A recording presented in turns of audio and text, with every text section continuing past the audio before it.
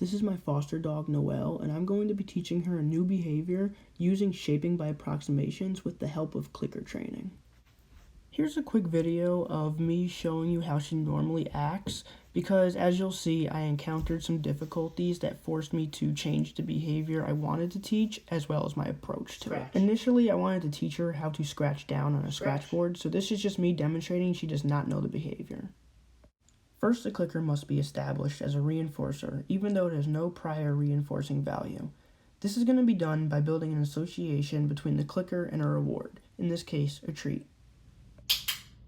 All I'm doing right now is strictly establishing the clicker as a conditioned stimulus by pairing it with food in a click and treat method as close to 0-second trace as possible.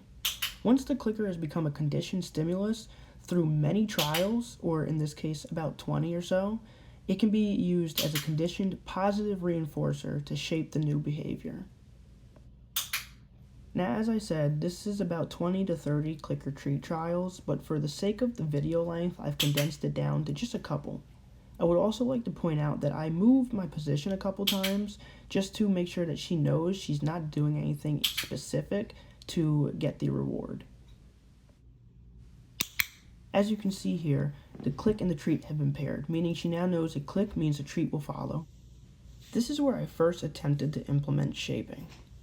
Shaping by approximations is reinforcing closer and closer approximations to a behavior that you are trying to teach, which is an unlikely to occur behavior.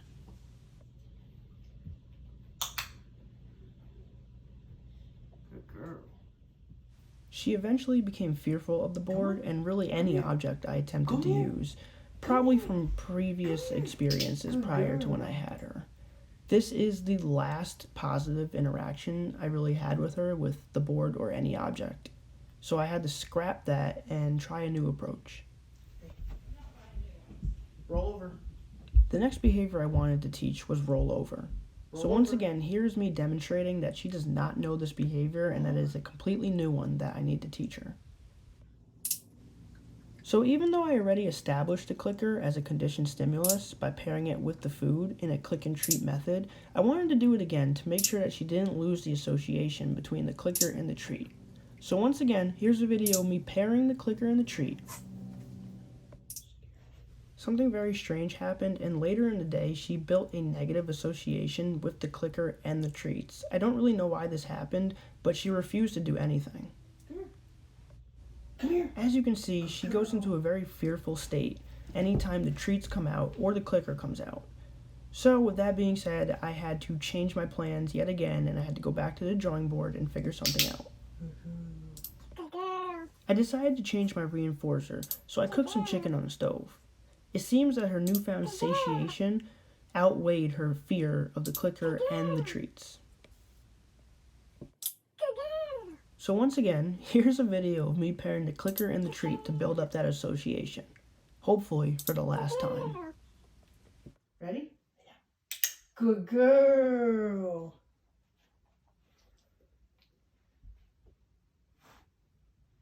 Good girl. Girl. He was trying Now, to show you. admittingly, I messed up here, and I should have reinforced her when she began to roll over. But I kept it moving. Good girl. Here you go. Good girl. Chickens, roll over. Good girl. There you go. Come here. Want some more? Ready? Roll over. Good girl. There you go.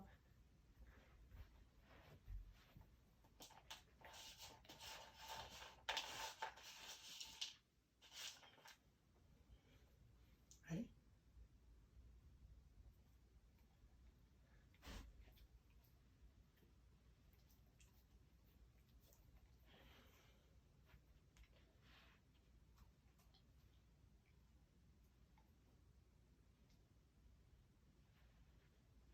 Good girl.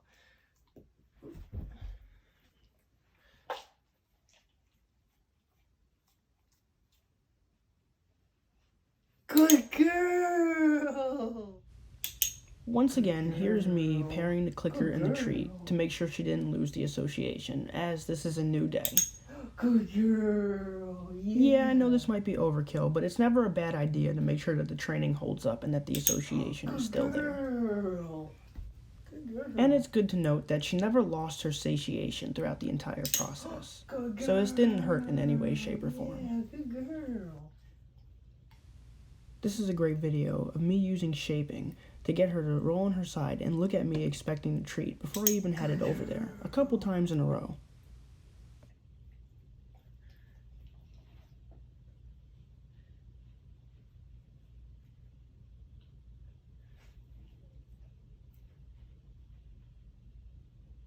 Good girl. Yeah, here you go.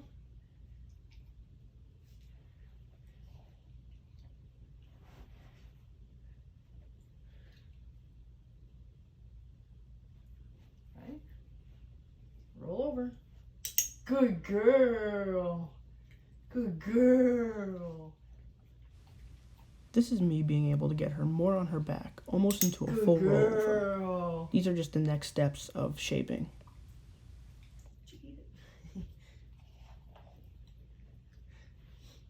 Ready, come here. Good girl. Yeah.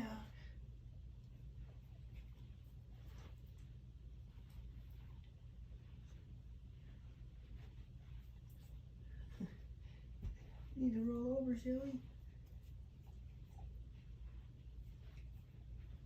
Good girl. Hey. This is where I begin to heavily use the command roll over as a vocal SD to signal the behavior. Roll over. Good girl. Roll over. You almost had it. There you go. This is where I implement a jackpot, which is basically giving her a large reward for performing a behavior, which I'll explain in a second. Good girl. Jackpot. Jackpot. Good girl. Now, her previous life experiences lead me to believe that she is too scared to roll over completely or she can't do it. So this is why I gave her a jackpot, reinforcing her kind of flopping in a sense, meaning that she probably would have rolled all the way over if she felt comfortable or if she could. Roll over. Roll over. Good girl. Ready? Come get your chickens. Ready? Roll over. Roll over. Roll over. Good girl. Yeah.